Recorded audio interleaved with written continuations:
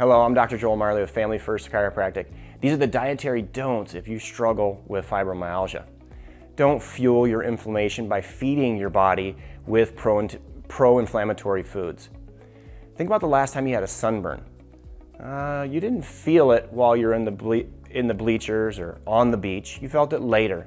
And the fact that you felt it tells us that inflammation was affecting very sensitive nerves. Fibromyalgia, in Greek and Latin, is nerve, fiber, pain. Put out the fire of inflammation by staying hydrated with cold liquids. Ice down your beverages.